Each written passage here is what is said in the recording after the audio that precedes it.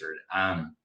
And just by way of introduction, my name is Scott Lomery. I'm the director of Sources of Strength. I've been working with Sources for over a decade now. Have spent my career in public health and in the prevention space, and I'm really excited for today to be sharing with you all what we're doing with elementary, bringing Sources of Strength to elementary. And I'm joined here with my colleague Matt. Yeah, it's great. Thank you so much for you all showing up. I'm excited for today and also really excited for what comes in this next year. Just a bit about myself. I've been with Sources of Strength for about a year and a half now formally. And before that, I worked about 20 years in the mental health field, from child protection to community mental health, and then a fair amount of work in the schools, both at the in-school level on the ground, and also at the district level, where I had the opportunity to launch a number of social emotional curriculums over the years. So yeah, thank you all again for coming. Great. And I'm going to leave the poll open. I'm not seeing results right now, but it looks like I can just leave it open, and then we'll try to close it at the end, and just so we can get a sense of who is joining us. But unfortunately, we don't have the live results to share with you right now. Just a quick housekeeping note. If you are seeing us plus the whole list of a bunch of people's names, if you kind of hover over that dialogue box, you can click to either see us in kind of a bigger video, a smaller video, or see kind of the gallery view with everybody. And so if you don't want to see that gallery and a million people's names, or you want to see the video feed just a little bit bigger, go ahead and click on that bigger window, and that should help you there. So we're gonna go ahead and get started. And just to give you kind of a frame for the agenda of what we're going to be covering here in the webinar, is we wanted to take a little bit of time to kind of tell you a little bit about our vision and sort of the rationale, the why behind elementary for Sources of Strength. Why are we bringing Sources of Strength to the elementary level, and kind of cover some of those pieces. And then we want you to also take some time to kind of talk about how elementary really differs from what Sources of Strength looks like at the middle school and high school level, and then also how it looks similar, and then also maybe a little bit about how it differs from some of the other programs that might be out there in the space. And then really spending some time walking through the core components and structure of what does Sources of Strength Elementary look like? What is the content that we're actually covering here? How does it get implemented? What is it, what are those kind of nuts and bolts, so that you can really feel like you're walking away with a better sense of what this is, what the content is, and how it looks. And then we'll spend some time kind of talking about the coaches training, the model that we've designed to really provide that scalability, that sustainability, that affordability at the local level, and so that you're not all dependent on us, but we're creating that capacity locally with coaches. And so kind of outlining you on what that model looks like and how that works. And then we'll dig into pricing. We'll talk about what the pricing looks like, make sure that you all have a sense of the cost for the curriculum and the training, and so you can kind of know what that looks like at your particular scale. And so whether that's in your building or in your community or in your district, you can get a sense of what those things would be. Talk a little bit about next steps, that if you're interested, if you're excited about it, if you want to know more, kind of what we need to do for those next steps. And then our goal is to leave lots of time for questions and answers, to hear from you all, to hear what you're thinking about, and answer any questions that you might have. So that's kind of the format we're going to go in today, and then we'll just kind of just dive into that. So at Sources of Strength, our vision is really to empower a well world. That we are often sort of branded as a suicide prevention program, which makes sense because that's where a lot of our evidence base and a lot of the outcomes are, is that we have outcomes in reducing suicide risk and increasing these protective factors associated with reducing that risk. But the way we approach that is really through this lens of wellness, right? That our goal is not ultimately just to keep people alive, but it's to help people really live healthy lives, and help foster and create healthy individuals and healthy communities. And then that's really been true throughout kind of the history of Sources of Strength. That really the genesis of Sources of Strength was a desire to move further upstream in the prevention cycle. That seen that there's a lot of crisis response and intervention work that was happening, and feeling like we could do more to get ahead of it. and that suicide prevention and these other types of prevention weren't just done kind of at the waterfall's edge, but by moving upstream and looking at how are we increasing protective factors and connection and healthy culture and healthy help seeking and healthy coping and strength and resilience and all these things that we know to be helpful and protective against all of these other pieces, but also that help us live really healthy and well lives, right? And so with that mission, with that vision, that sort of ethos of moving upstream, elementary was just a really natural next step for that, of really thinking about what would it look like to bring that content, to bring that philosophy, to bring that approach, and do that at younger ages with students, to teach them those skills around and to help them uncover and discover their strengths and develop their healthy activities or healthy coping strategies to create healthy culture around help seeking, around trust and connections towards adults, around resiliency in these things and the teaching these things at a younger grade. And so we're really excited to be launching and rolling out and talking to you all about what we've built in that regard. And so what we've done now is we've been able to move further upstream and offering what we're talking about today for 3rd through 5th graders. This is one curriculum, not 3 curriculums, available for 3rd through 5th grade classrooms. And then in the future, we will also be bringing on K through 2 online, so that that you also have, we will continue that work to move further upstream and doing that work at younger and younger ages. And I say 3 through 5th because that's kind of the primary target, but this curriculum is also available if you're interested in implementing that at the 6th grade level. And so, if you've been around Sources of Strength, you know that we really believe in kind of an active learning model, and that's difficult to do on a webinar, but we wanted to take a little bit of time to talk about that vision and to give you all an opportunity to really think about some of that in your own life of why this kind of model might be important or how this kind of thing might have played into your own life. So Matt's going to tell us a little bit more about that. Yeah. So what I'd like you to do now is to just imagine or picture a student that you know and at the elementary age, and kind of picture them in your mind, and maybe some of the things that they were going through, some of their strengths, some of the good stuff as well. And as you get that picture in your mind, I want you then to think about what is it that you want for them when they leave 5th grade and they enter middle school and beyond. What are those things that you really want for them so that they can have the most success as possible? So now with that in your mind, we at Sources of Strength, we firmly believe that all students, the ones you're picturing and all students in your buildings, regardless of their circumstances, truly have the capability and the right to know what their strengths are, know how to grow their strengths, how to seek help and tap into the people in their lives or the activities in their lives that they really need to be their healthiest selves, and move through those ups and downs in life. And that's really, again, we believe that the circumstances don't define who students are. We want to lift them up and empower them to really take on those things, because we know that stress comes in their lives, and that's a big component of what we are going to work towards with the Sources of Strength elementary curriculum. But that's only part of the equation. So now if you can come with me and we'll envision something else as well.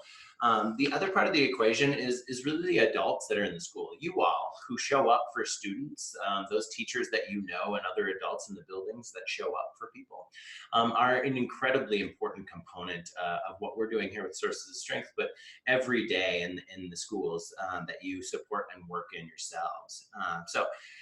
With me again here, if you can envision an adult from your time in elementary school that had like a really positive impact in your life. And as you think about that person, I invite you to write their name in the chat box, and then maybe just a couple of words about what they did that made them a positive impact in your life. So I'll give you just a moment to do that.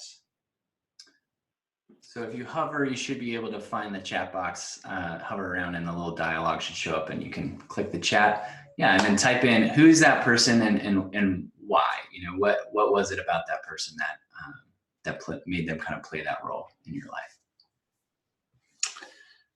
All right, as you're writing those in, I'll just continue along, keep us moving here. We've done this reflection with a lot of different teachers, and what we really find is that what it is that shows up most often is a teacher or an adult that has really seen us as like a full human being, or has inspired us to move beyond just, say, teaching math, but somebody that saw us for our potential beyond that, or how we could grow. And that's really a great example of how those adults, how we bring ourselves into the space as well. And we can, it informs a bit of who we are now. Also, some of the reasons why you all got into education, I imagine, is linked to some of these people. And that lasting influence that adults have. And again, that's another component that we're really going to explore a lot. How can we build connections and empower students and build that foundation of hope and success in their lives by engaging with both adults and with the students. Yeah, and thank you for doing that. I'm actually feeling kind of moved watching all of these results roll in, and just how powerful that is, right? How powerful that care and that connection and that humanizing person is in our life, especially at such an important developmental stage in our lives. And it is really touching just to see all of these stories, and really thrilling for us to be thinking about how do we just make more of that happening? These stories of connection, these stories of feeling seen, feeling heard, feeling like they helped you understand your own strengths. How can we just provide some resources and tools to help facilitate that kind of goodness happening in the world? So thanks for taking the time to do that. So I want to talk a little bit about kind of what the getting into the model a little bit, and part of what we were trying to do as we brought sources of strength to elementary was really think about how do we take some of the really good stuff and the core components and elements of what makes sources of strength successful at the middle school, high school, university level, some of those really main things that have played into our evidence base and our outcomes, and bring them into that elementary level. So one of those things is really that commitment to empowering youth voice. And so while that looks slightly different in the elementary model, whereas in our middle school, our high school models, that peer leadership aspect is really key, that we're wanting to kind of turn over the keys in a lot of ways to our students to kind of tell us and run how to do this. And it is certainly more adult led at the elementary level, but we by no means abandoned that really core commitment to empowering youth voice.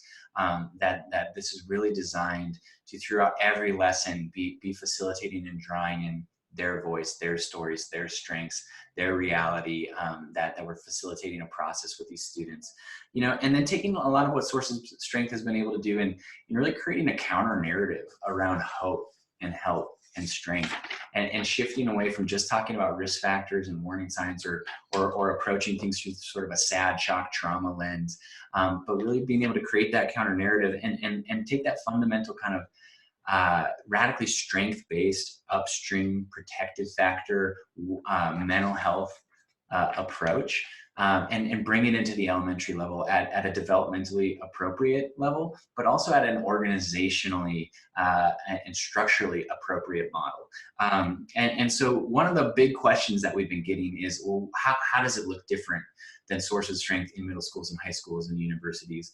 And one of the big pieces around that is our secondary school model, our traditional model that those of you who are familiar with Sources of Strength have experienced, is more of what we consider a selected intervention, that we're identifying, nominating, recruiting, and training peer leaders to then go out and be these agents of social change, and really utilizing that social network theory to run public health messaging campaigns to influence the broader school population. And so that selected kind of intervention. Whereas what we've done at the elementary level is really created more of a universal classroom-based curriculum. So rather than selected peer leaders, that all students are getting access to engaging and learning this content and participating in this in their lives and in their classroom. And then really building that into that's the social emotional learning, the CASEL framework, MTSS, RTI, Tier 1 interventions, so that it really fits what schools are already working on, the frameworks that they're already operating within, that this can really become a tool that kind of slides right into that. You know, it's also really important to note that the curriculum can be led by a variety of people. It certainly can be led by the classroom teacher, by a social emotional learning specialist, by a mental health staff member in the school, or also by a classroom paraprofessional, that we really designed it to be able to be implemented and led by a variety of different positions, because we know that the structure and the way that that gets carried out in schools and communities can look really different. And so we want it to be able to be adaptable to fit those different needs. Though we do really encourage classroom teacher involvement, because we find that for maximum kind of integration and impact, when they're a part of it, it really goes further. And so we think that's a really important piece. So we want to kind of shift gears now and talk a little bit more about kind of the structure of the curriculum. And so the curriculum is made up of 12 different units, and each of those units has several different lessons within it, ranging from 2 to 6 different lessons within each unit, exploring these different topics. And so for those of you, again, that are familiar with Source of Strength, you'll recognize that 8 of the units are comprised of the 8 sources of strength. These 8 different protective factors, where we're exploring and tapping into and identifying what those things look like, and developing lessons to help kind of facilitate that process and that experience. And so really embedded within the curriculum is that Source of Strength framework. And then 4 additional units, an overview introduction unit, and then brain and body science, emotion regulation, and transitions. And so Matt's going to tell us a little bit more about a couple of these units, so you get a sense of what some of the content actually looks like that we're going to be rolling out. Oh, do you want to move that just to the side? Yeah, so clearly, as you saw on the last slide there, the first unit is really an introduction, just like getting some of the language out there and getting the routine going, learning about those strengths before they kind of dive into them deeper. The ones I'm going to touch on a little bit more are the ones that are not related to the specific protective factors of family support, positive friends, mentors, healthy activities, generosity, spirituality, physical, and mental health. I'm going to talk about those first 3 in there. And the first one there is brain and body science. So what you see here on the screen is what we call our brain tree.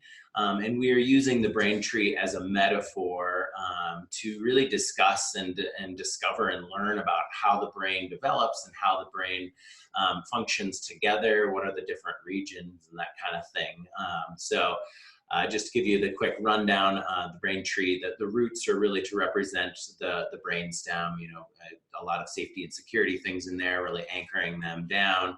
And then moving up to the trunk is the limbic system, so holding the memories and emotions in there. And then out to the branches and leaves, which really represents the cortex, and in particular, the prefrontal cortex. And throughout this unit, there's a lot of opportunities to talk about how do we grow a really balanced tree. We want to make sure that our roots get the attention they need, and also, you know, listening to our limbic system. That's it's a lot of good information to inform our cortex or our prefrontal cortex, so that we can really make those more rational decisions and manage our emotions and make good choices as we move forward. So really using the tree as that analogy. And we also do touch a little bit on like how fight, flight, or freeze shows up for the students. And much of that is that, brain science has become so much more accessible these days. We want to give that information to the students. It's a wonderful way to empower them and demystify some of the things that sometimes it feels like our brain or our body's doing stuff that we don't have control over, and we want to really open that gap up and make sure that they know that there is space in there for them to be able to manage what's going on, and just like kind of pull back the curtain so that they can see. So so that's the brain and body science overview. And the next one that the next unit in there is emotional regulation, and this slide is pulled from the curriculum. It's a really nice way to kind of give the students an operationalized version of how they can get to what do I do with my emotions, and what how do I manage them in a way that's successful. And again, it's built, and we talk a lot about how it's connected to the brain tree, like checking in and feeling where it is in my body. And then labeling those emotions, how big it is, the where it is in my body is more like what's coming in through your roots and your brainstem information, and then moving through to the limbic system. And then when you get to this fourth stop at the beginning here, or in the forefront of the picture, it is what I do with that. And so once I've listened to my roots and my trunk, my brainstem and limbic system, what can I do with that, with my prefrontal cortex and the cortex? And so really giving them a pathway to do that. But another component that's really important is that we want to give the students a lot of different options of how to manage that. We don't want to just have like a one certain approach that we're stuck on and trying to sell to all students. We, throughout the course of the whole curriculum, we discover and explore lots of different things, from breathing techniques to mindful minutes to who are the people I can go to regulate, what are the activities that I step into and like to do that help me manage myself and my emotions and that kind of thing. So really kind of giving a myriad of opportunities for students to move through that. Just to chime in, I'm seeing a lot of comments asking about the slides, and what we'll do is we'll go ahead and share the slides and additional resources with everybody. We have the list of everyone's emails, and so we'll go ahead and make sure that we send that out to everybody. All right, and the next unit that comes up on there is the transitions unit. And within transitions, we at Sources of Strength recognize that, and I think it doesn't take too long being in a school to know that transitional times can just be a challenge. And we want to explicitly talk about that and how that looks. And it may be, big transitions in our lives, whether it be moving to a new community, or moving from elementary to middle school, those kinds of transitions. And it can also be the smaller transitions. We all know that coming in from recess and trying to transition into math can be an everyday challenge. And so we want to really kind of have some explicit conversations around that. And think about how we can plug in those different either protective factors or coping skills that have been introduced and are introduced throughout the curriculum, so that students have a toolbox. One of the things that happens a lot of times through transitions, and it's easier to see maybe if you move from one community to another, the strengths in your life might look different. Your friendships change. And you might have different activities that you're involved in and things like that. So that wheel of strengths is ever changing. So this is really an opportunity to talk about, it does change, and how can we strengthen or grow in other areas, or re-strengthen areas that have gotten less strong, and making sure that they kind of have a pathway forward and can be prepared to move into those spaces that we all will be going through at some point or another.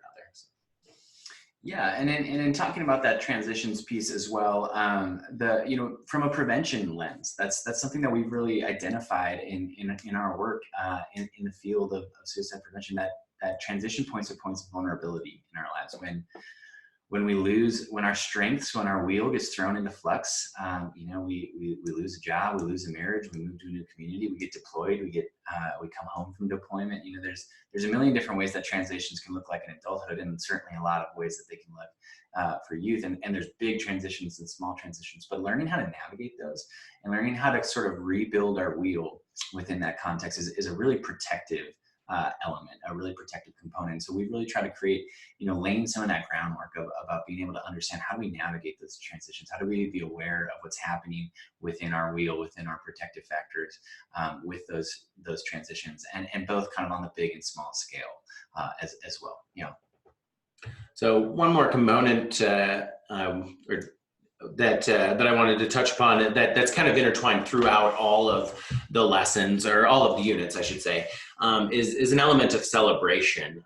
One of the things that we really want to do is lift students up with the progress that they make in this world of social emotional learning. It's an ever, it's something that goes on and on for our whole lives, and to really step out and recognize every student in your classroom when they have made what may be even a very small step, but to recognize them and lift them up in stepping in and using a new coping mechanism, or using or reaching out for help when that's something that has been difficult for them. So it's something that, again, is intertwined throughout each unit. One of the ways that we've done this is with the brain tree in that brain and body science lesson. There is a wall display of putting up a tree, and that's part of learning about the different parts of the brain. But our hope is that tree can stay up all year long, and the leaves are added to the leaves, or to the top of the tree, with different celebrations from each unit.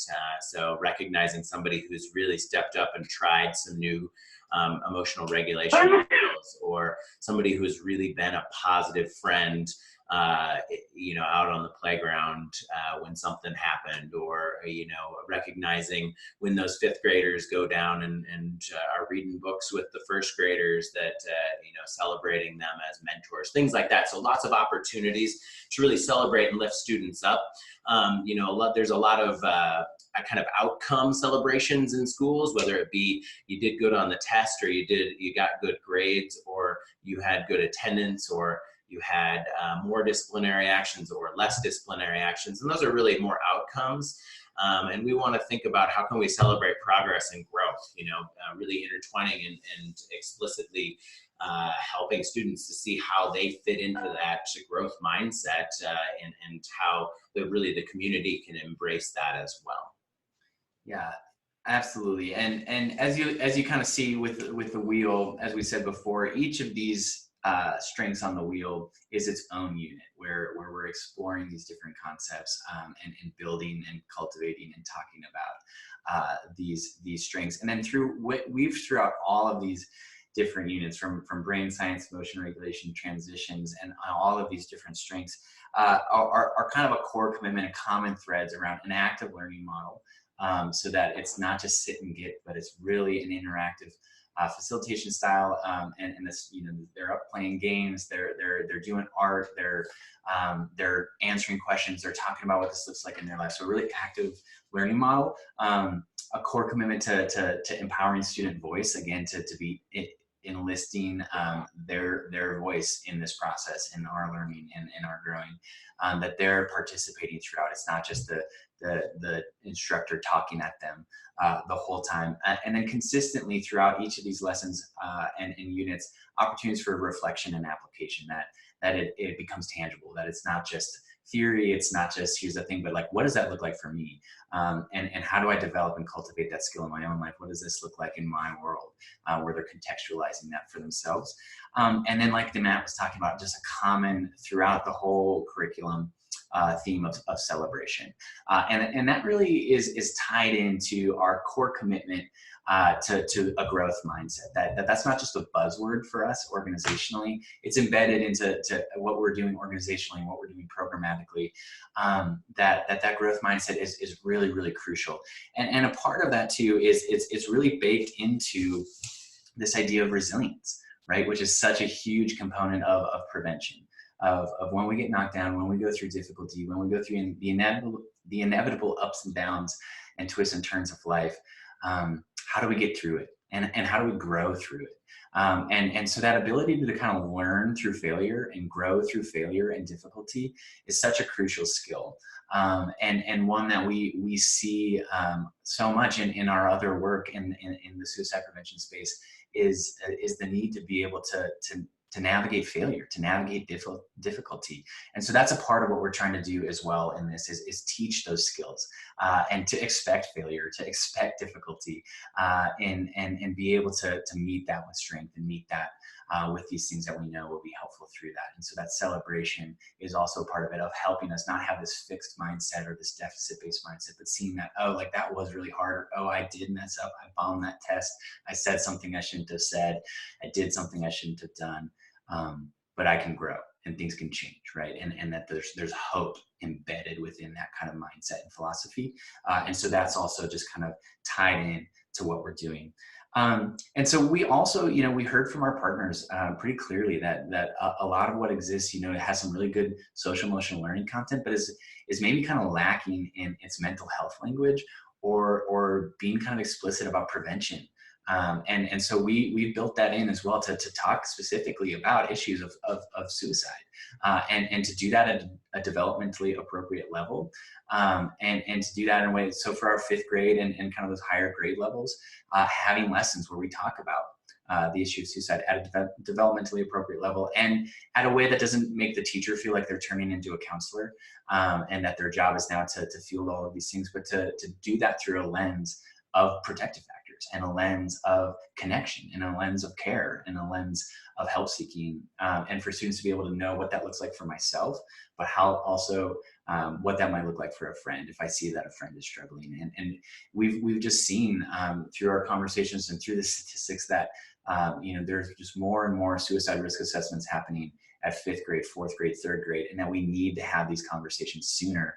And we need to have these conversations in a way that feels safe and in a way that feel effective and in a way that doesn't make everybody feel on edge of like, I don't know how to talk to a 5th grader about this concept. And so we've really tried to take care and embed in how do we talk about these issues in a way that's still really embedded within strength and embedded within culture and belonging and care. And so that exists within this curriculum as well. And so we want to kind of take a shift here and start talking a little bit more about the coaching model. And so we've kind of talked a little bit about the curriculum, but part of the way that we are wanting to disseminate this is by through a coach's structure. And so one of the things that we wanted to avoid is we didn't want to just write a curriculum that was just a book that we handed people and said, all right, good luck. And there's really no support. There's really no training. There's really no equipping to run this effectively in your community or support. But we also didn't want to make it cost prohibitive or prohibitive scaling wise, where it's just dependent on us coming in as like the outside experts to come in and teach every single school. And so where we've sort of landed is with this coaching model that we are still providing training and providing support, but really equipping leaders at the local level with the knowledge and the skills and the tools to be able to train and teach others and also support others while we also support those coaches. And so the coaches training is a 2-day training for those of you that have been to some of our Train the Trainer, our T4T skill sessions. It models some similar things where we're really focusing on kind of that content fluency, on helping people have an understanding of the framework and the content and the philosophy behind what we're doing, but then also really looking at reflection and authenticity. What does this look like in our own lives? How can we kind of, have authenticity and practice what we preach with this, so that when we're coaching others or when we're instructing and working with students, that this is coming from a place of authenticity. This isn't content for 3rd through 5th graders. It is content for human beings. It's just as applicable to all of us as well. And then also teaching that coaching capacity of how do you support and coach and train other people. And really with the goals of creating sustainability and scalability at the district or at the building or at the community level. And so Matt's going to talk a little bit more about kind of our heart behind that and our thinking behind how we want to do that through the coaching model. Yeah, and I think you did a great job of covering that pretty well. The one thing I really, really want to highlight too is that you all are the experts in your space. And that's a really big component of this coaches training. Like Scott said, it's, we can come in with a lot of good ideas from research or things like that, but you all, especially you, being on the webinar tells me that you have a commitment to this type of learning and how it can impact the people around you. the students and the adults. And so how do we help support you build you or whoever those are for the coaches building in a skill set so that they can effectively coach and empower the rest of the teachers or instructors that are using sources of strength and really using a little bit more of a peer-to-peer model from teachers so that or instructors so that they're really supporting and saying, well, this lesson really impacted my classroom really well in this way, and really starting to share and really think about how it integrates into the culture and your community at your school. And just to say one more thing on that reflection and authenticity, that we really feel like that's a core component. As I mentioned at the beginning about envisioning the student that we knew and then envisioning an adult that had a great impact in your life. Being able to elicit and bring out and think about what you as an educator or an instructor brings into the classroom, and also supporting the other teachers or instructors of the Sources of Strength curriculum to be able to bring their own reflection in and think about what they bring to the classroom, because they really are such powerful agents of change. So. Yeah, absolutely. So we are really excited about the coaching model. We think it's going to be a really helpful way to provide that local skill and capacity. And we feel strongly that all of this is done at the local level, right? And so by being able to get champions and advocates and folks that understand it and are bought into it and can be supporting people in their building is really important. And so being able to and have that model so it can work at district levels and community levels and building levels as well. And so we already have some coaches trainings scheduled. So we have 2 that are going to be here in the Denver area, June 24th and 25th. And July 27th and 28th. You can visit our website to get a little bit more information about that, or to see those dates. Or if we're kind of ready to move forward, you can. The registration is open for spots for those trainings.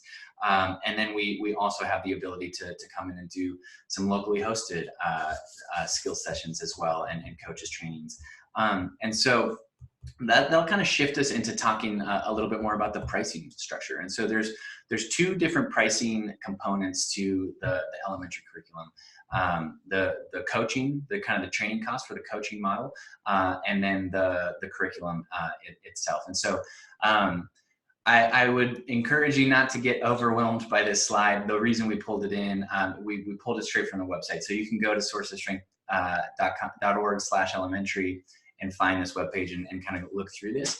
And while it might look complicated at first glance, it is actually relatively simple for us to kind of walk through with you and figure out, what the cost would be based on your scale and scope and what you're looking at. And so the training cost for the coaches training is the first element of that cost structure. And what we've tried to do here is we've tried to incentivize fidelity and efficacy within the model. And so to send a single coach, just one person from a school or one person from a district, is $1,500.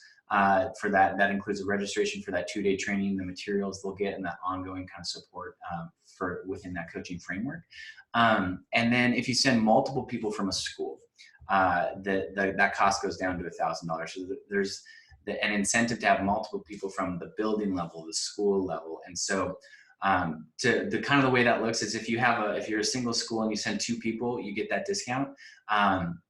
If you're a district and you just send 2 people from the district that are supporting different schools, you don't get that discount. But if you send somebody from maybe the district and also somebody from that building, then you both get that discount. And again, the design of that is to really incentivize efficacy, incentivize that we feel like that building level person who understands this and is coaching in it is going to be far more effective.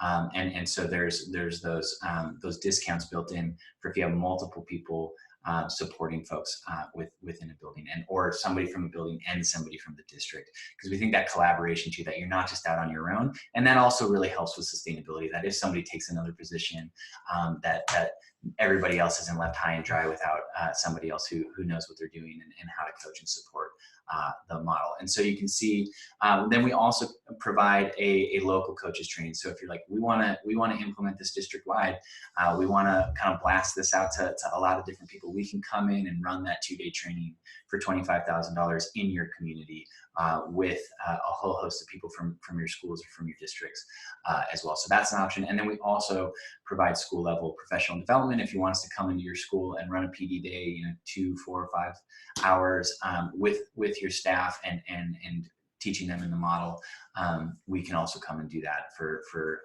a day rate there. And then the second element of the cost is the cost for the curriculum itself. And what we've done that's a little bit different than some of the other programs that are out there is we've moved to a grade level pricing model. And really the reasoning behind that is wanting to maximize equity, access, and adoption. And so rather than charging per classroom or per student, we made it available so that if one 5th grade teacher wants to implement this in their classroom, the rest of the 5th graders in that school, the rest of the 5th grade teachers in that school have access to this curriculum as well. And so that we can increase that adoption, increase that spread. And maybe that's not year one, maybe they decide, hey, this teacher is running it, but then they're like, oh, that actually went really well and it spreads. They still have access to that. And so really incentivizing that wanting to increase that. So it's not just class by class and hodgepodge, but trying to increase the ability to have lots of students getting access to this kind of content in their lives. And then we also have incentivized being able to do that, at a broader level and increasing that adoption across the grade levels. And so if you're going to buy the package for 3rd through 5th grade, again, that's one curriculum. It's not a 3rd grade curriculum, a 4th grade curriculum, a 5th grade curriculum. It's one curriculum with the ability to kind of scale it to meet those developmental levels and to kind of personalize it to those grade levels. But you get a discount if you're implementing it in all of those grades. And then also if you're going to add in 6th grade, again, you get that kind of grade level discount. And so you can see kind of what it would cost depending on how many grades you're going to be implementing it in. And then we also built in a discount for multiple schools. So if you got a sister school that you're going to go in on this together and do this, that you get an additional discount. Or if you're looking at, we're going to run this at a district level or a community level, where there's a multiple school rate, a discount for if you're implementing it more broadly within a community. And so, encourage you can read through those pricing points and kind of get a sense for some of those things. Again, you can visit all of that content is on our website, and you can chat with us and we can help get you a proposal or a quote or specifics about what would this look like at your scale or with your budget or with your community, kind of contextualized for your circumstances. And so, kind of the next steps is as we kind of come to a close, we're going to use up most of the rest of the time we have here for questions and answers. But the best next step is if you're interested, if you kind of want to know more, or you want to quote, or you want to sort of move the ball forward down the field, the best place to do that is go to sourceofstrength.org/elementary, and there's an elementary interest survey. Fill that out, indicate your interest, indicate kind of the scale, this is how many schools, this is how many classrooms, this is how many grades. Here's the questions I have, and then we'll be getting back to you. And that's kind of the best way to either get your questions answered or to get a proposal or a quote or to move into the contracting process so that you can start getting folks registered for training, for the coaches training, and getting the ducks in a row for getting your curriculum and everything for next school year. So would encourage you to do that, and we are going to be available to answer your questions and walk through that with you all. We'll also post this webinar online on the web page there as well at sourceofstrength.org/elementary under the webinars page. So if you want to share this with other colleagues or friends or people from other schools or other communities, we would love that. We would encourage you to do that. If you're interested or if you're excited about this and you think other people would be too, share this resource with them. We'll have that up soon on the website, and they can just watch this webinar. We also have another webinar coming up April 1st at a different time slot, a little bit later in the afternoon. So if there's folks that wanted to be on the live webinar but weren't able to make today, that they can do that as well. So hopefully you're coming away with a few more answers to your questions. But what I would love for you to do now is we're going to kind of just transition and use the kind of the last 15 minutes that we have here to answer what questions you have. And so if you use the chat box, we would really encourage you to include your email in your question. So that way we can go back through, and if we don't get to it right now, we will follow up and we will answer that question individually and specifically. So go ahead, if you have questions, take a moment now to put those in the chat box, and we'll spend some time talking about that. One of the common questions that we've gotten is folks that have gone through our Train the Trainer program or our adult advisor training at the middle school or high school level asking, do I still need to go through the coach's training if I've already been trained in sources of strength through T4T or as an adult advisor? And the answer to that is yes, that it is a different model and it's a different approach, it's different content. And so we would want people to go through the elementary coaches training specifically if they're going to be working to support the elementary implementation of sources of strength. And that those are kind of separate things.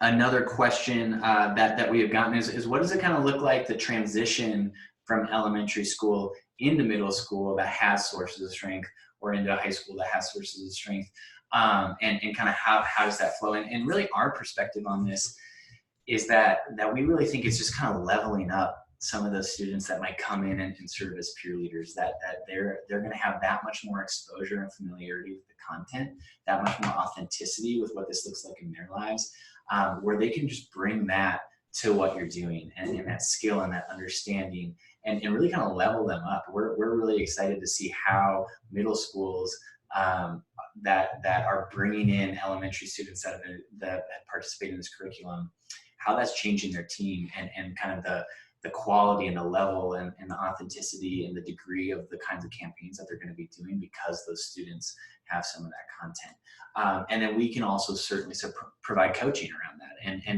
And this is a learning process, certainly, that some of that is we're going to see, if it's feeling like, we were joking the other day, if students are going to start getting this in kindergarten and go and be a part of Source of Strength all through high school, and they're going to be rolling their eyes about Source of Strength. And I was thinking, I would love that.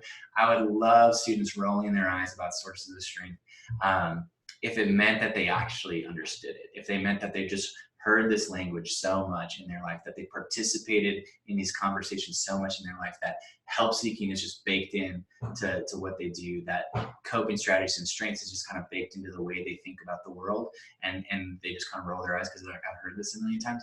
That's a win, and so, but we also want to find ways that how do we keep it fresh, how do we keep them engaged, and we'll do that with you, that we always feel like we never have a finished product or program. We're always constantly learning and improving both what we're learning through our research partnerships and our randomized control trials, and also what we're learning through the field, through our partnerships with you all as well. But we are really excited thinking that transition from elementary to middle school will actually make our middle school programs that much more effective. And then that also bleeding in to the high school level. We also got a question around whether there was a mentorship program for like 5th, 6th graders to work with younger students. And while that's not formalized within the curriculum, that is something in the mentors unit that we talk about, the idea of having a mentor, but also the idea of being a mentor. And so while we don't have like a formal, this is how you structure a mentor program and that's like a formal aspect of it, that is certainly something that you could do, and we could coach you and collaborate on how that might look in your school or community, because we think that is a really great model of how we might be able to take some of those same concepts and partner up and buddy up with a kindergarten or 7th grader, and certainly once they're getting this curriculum in their classrooms as well, those kind of tie-ins to some of those pieces. And then another question that we got was whether the curriculum is going to be available in Spanish. It's not currently, but that is a priority. That is something that we're going to be working on, that we want to make it available for Spanish speaking students and instructors. And so that's not something that's currently available, but we do hope to make available in the future. So Matt's been reading through the questions you've been submitting. Go ahead. What do you got? Yeah, I think you touched on this, but is there a peer-led component similar to the high school? I think you really just kind of covered that now, but and at the beginning, really saying this is really more like an instruction to the universal, like to tier 1, to all of the students get the same information. Yeah. So it's different in that it's not a peer leadership, like you've been nominated as a peer leader, we're training you to do these things. It is more universal in that regard, but it's certainly still, we really kind of feel like everybody's a leader, right? That everybody has influence in their lives. And so there are some of those same components around being an agent of change, being a connector to help. It's just at a more universal level and giving that kind of content and exposure to everybody. And then certainly, we might be identifying, here's our key leaders, right? Here's our students that really get it or that really care about it, and tapping them into our middle school programs as they go forward. So, another question? Yes, I lost my spot. Next question was, how many lessons are there, and then how much time in each unit, and how much time are each lesson? Yeah, great question. I don't actually know the exact number of lessons off the top of my head, but there are 12 units. The lessons in those units range from 2 lessons in the shortest unit to 6 lessons in the longest unit. And those lessons are designed to take about half an hour. And give or take a little bit by participation. If you have more time, I think you could use more time, but we're trying to make it something where you could kind of come in and run something pretty quickly. The lessons are also designed to be relatively off the shelf, that they're not taking a ton of prep from the classroom teacher or instructor to be able to do that, and trying to provide sort of like a bit of a script for them to be able to really just kind of take this through, do prep, like read the lesson before you're implementing the lesson, but see kind of what this looks like. But really taking a lot of that onus off of them so that they can really kind of just step in and plug this in and not have it be a super difficult thing. And then the goal is that those lessons might happen, once or twice a week. It is a lot of content that can span the entire school year. And there is also flexibility that, especially as we get into some of those strength-based lessons, for instructors to kind of pick and choose around. And this unit actually fits in really well with what we're talking about here, and they don't necessarily have to go in exact order of like the wheel, where they can pull in different ones at different times of year that maybe makes sense for what they're working on in other places. But generally, lessons are designed to be about half an hour in length, and implemented once to twice a week to be able to get through the whole curriculum over the course of the school year. The next question was, could we see a lesson displayed on there? And that might be a little more difficult. I don't know. Yeah, let me see. Well, actually, I'll just direct you to where you can see a lesson rather than trying to do that on the screen share. If you go to our website, you go to sourceofstrength.org/elementary. There's a kind of a link hierarchy where you can go, and there's a page that says curriculum sample. And if you click on that, it'll kind of show you the units with a little descriptor of the different units. And at the bottom, there is a sample lesson where you can kind of see the format and the flow of what a lesson might look like. And so that one is up there, and you can look at that there, and certainly ask any questions that you might have there. All right, the next one would be, what are your thoughts on a community member coming into the classroom to implement? Yeah, I think that can be something that can certainly work. That's largely a school-based decision. I think it would need to be the right community member, the right community partner, and the school being open to it.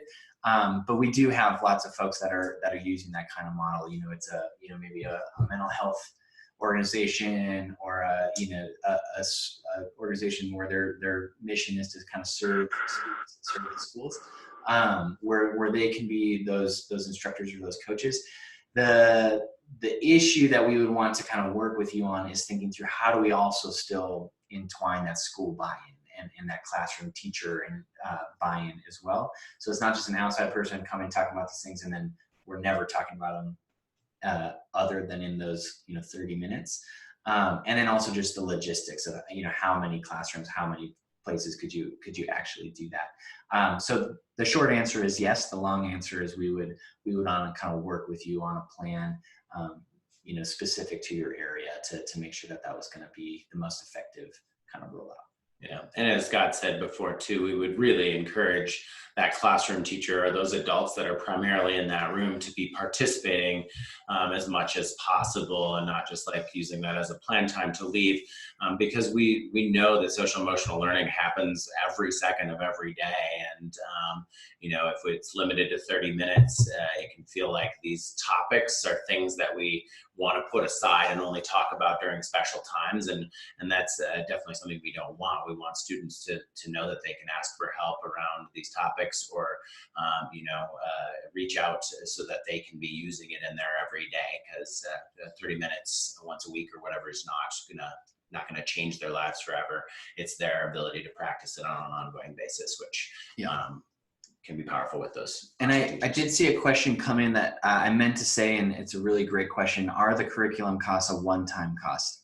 Absolutely. And that is a difference than sources of strength pricing at the middle school and high school level, where there's an ongoing yearly licensing fee. With elementary, it's a curriculum cost. You buy the curriculum, you own the curriculum. And so that's a one-time cost if you're buying it for those grades. And then we will, like we said, we will be rolling out additional grades for kindergarten through second grade, and also updates and things like that, where you might purchase an updated version, and we would offer a discount for existing clients for that, or maybe you're buying resupplies of materials of workbooks or things of that nature. But the general answer to your question is yes, you do the training, you buy the curriculum, and that's just an upfront cost.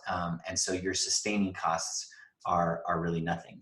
That you have that, unless you're buying additional resources or support or things like that. But that you own the curriculum at that point, moving forward. And so there's kind of that initial investment, but then it's really a very affordable over the long term.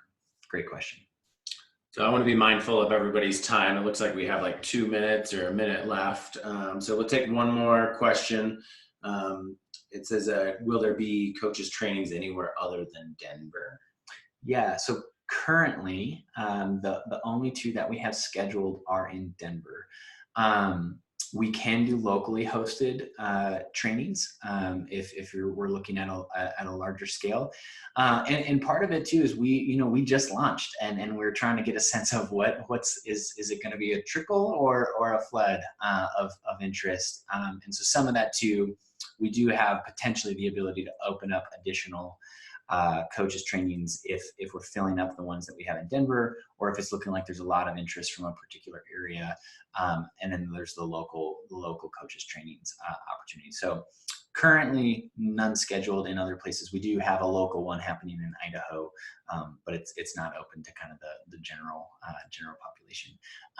But like we said, we just launched, and so we'll monitor the interest and the demand, and make adjustments or open up additional coaches trainings as needed. I kind of feel like, well, if we're going to lose people, maybe one last question here. Let's see. Just clarify, once you're trained as a coach, you'll be able to coach other district personnel. Yeah, so the question was to clarify, once you're trained as a coach, can you coach other district personnel? And so yes, the kind of the caveat there, the explanation is the training you as a coach doesn't train you to train other coaches. It trains you to train and coach instructors, if that makes sense. And so what you would be equipped to do is then go and teach staff in a school, here's the model, here's the curriculum, and provide them support and coaching. You wouldn't necessarily go and replicate yourself. We would want those people to come to our coaches training, and we would provide that training. So yes, you could train instructors and other folks in the model, but not like where you're training other coaches or other trainers. Hope that makes sense. So we are at our time. I want to be mindful and respectful of people's time and space. We really appreciate you all logging in. The interest was really great. We had to up our Zoom capacity to fit everybody that was interested in that registered. So that was really, really thrilling as well. So thank you for your time. Thank you for your interest. Like I said, next steps, please go ahead and go to sourceofstrength.org/elementary. Fill out that elementary interest survey if you want to know more, if you want a quote, if you have specific questions, or if you want to set up a call and kind of talk through specifics and logistics for your area. And then we will mine through the chat here and look for questions that we did not answer and send that out to you. We'll also work on maybe compiling like a frequently asked questions and sending that out to folks or putting that up on the website as well. And there's lots of additional materials on the website, so I encourage you to go and visit that if you haven't at this point. And like I said before, we will also share the slides out with folks so that you can have that, and we will archive this webinar and put it on the website so that you'll have that going forward. So thank you all so much for your time. Thanks for joining us. We really appreciate it. And we are looking forward to working with you and continuing to empower a well world together. All right, thank you.